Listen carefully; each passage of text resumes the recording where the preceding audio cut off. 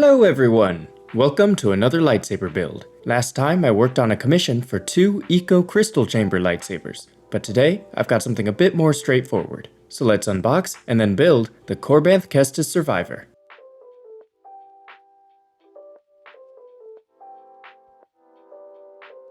Looks like along with the hilt I was also sent some of the parts for the install. That's always nice. This is the Unweathered Korbanth Survivor. I've installed the weathered version before, so luckily I'm pretty familiar with how to install it. Let's take a closer look at it.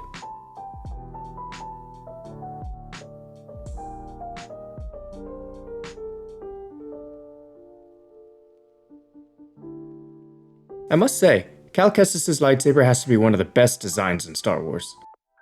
Before we get started with installing the lightsaber, let's take apart the hilt first. This will be a good opportunity to talk about the major issue with this particular hilt. You see, after building 2 of these, I've discovered that it is notorious for falling apart quickly. Now the reason for this is how everything is being held together.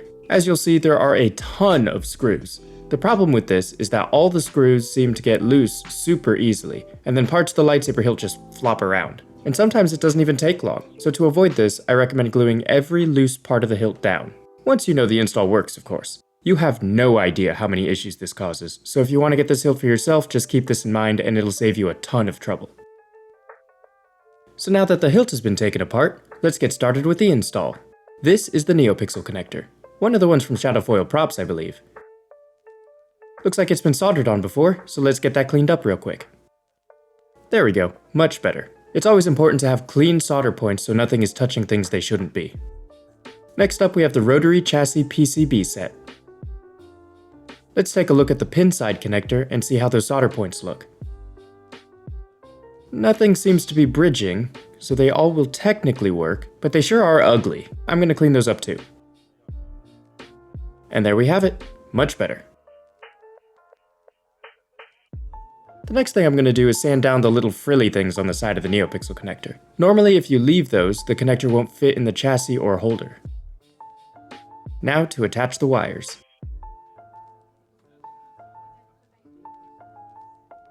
And once it's done, I like to twist the wires together to make them more neat and a bit stronger. Now for the holder. The connector we just finished should fit right in, and it's best to secure it all together with some Loctite or E6000. I also use E6000 to hold it all in the emitter too.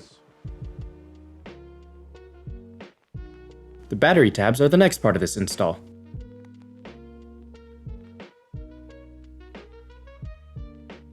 After that comes the power switch. I like to use the positive wires on the switch, with the middle leg going to the soundboard and the other leg is attached to the battery tab. That'll just sit at the end of the chassis here, and once again, everything is going to be held in with some E6000. So, while the glue cures, we'll move on to another part of the install. Let's get the rotary chassis PCB set up with all the wires it needs. What you see me doing here is adding solder to the pads before attaching the wires. This helps to make the process of soldering the wires to the pads much smoother. So if you pre-solder both the pad and the wire, then you can just heat them up together and it makes for a much cleaner connection. And now we can put the PCB into the chassis along with everything else. Next, let's tackle the button section of the chassis. So my customer previously tried installing this lightsaber and this button section seems to already be partially done. At least the button part is installed. Ultimately it doesn't matter though, since it won't work with the main chassis I designed. So I went ahead and made my own, which I installed off camera for some reason. Now when I got this lightsaber, one of the things I noticed was that the little screw hole over the magnet no longer held the screw it was supposed to hold. It's supposed to be for this screw here, which holds this entire piece to the hilt. But since it doesn't work anymore, I'm gonna have to use this much bigger screw instead. In order to get that to work, I'll be using this new screw tab I got. I've never used one before, so I'm a bit nervous, but my plan is to just go super slowly. Hopefully it all works out, but I guess we'll see. Since the emitter and button section are all finished, I can now put the hilt all back together. Like I mentioned before, everything here gets loose super easily, so it should really all be glued together with E6000 or something. And now for the new screw we just tapped the hole for. And would you look at that? It actually works super well. With the hilt all put back together, let's get back to finish the install of the main chassis. Here's the speaker I was sent to install in the lightsaber. It's a pre-wired 28mm Smuggler's Outpost bass speaker. Unfortunately, this hilt isn't designed to be able to fit a 28mm bass speaker, so I had to go ahead and get a 24mm one instead. Still from Smuggler's Outpost, of course.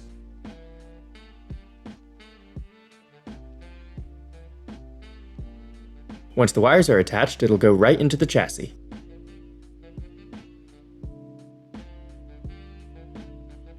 And that brings us to the final part of the install, the soundboard. This is a CFX soundboard that my customer had previously used, so it's got a lot of mess to clean up. It'll be really important to get this cleaned up. As you can see, there are a lot of unwanted connections that could cause major issues. And now here's how it looks. There's no longer any bridging happening, and there's much less craziness going on. So, all that's left is to attach all the wires to it, secure it in the chassis, and now we have a fully functional lightsaber.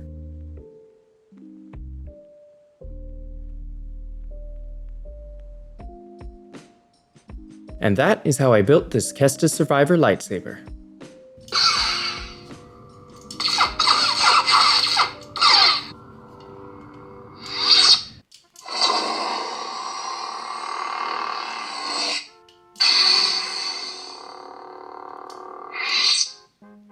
I am a Jedi, like my father before me. Outstanding.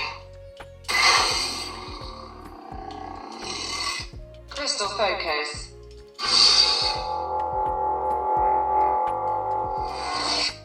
Nebula.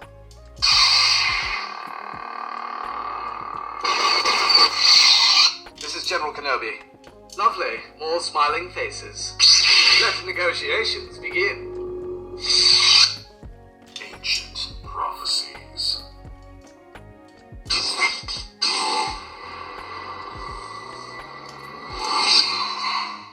Thank you all so much for watching. I hope you enjoyed seeing the process of bringing this lightsaber to life, and if you're making your own lightsaber, hopefully this was helpful in some way. If you liked the video and you want to see me build even more awesome lightsabers, feel free to like and subscribe. Thanks again, and see you guys next time.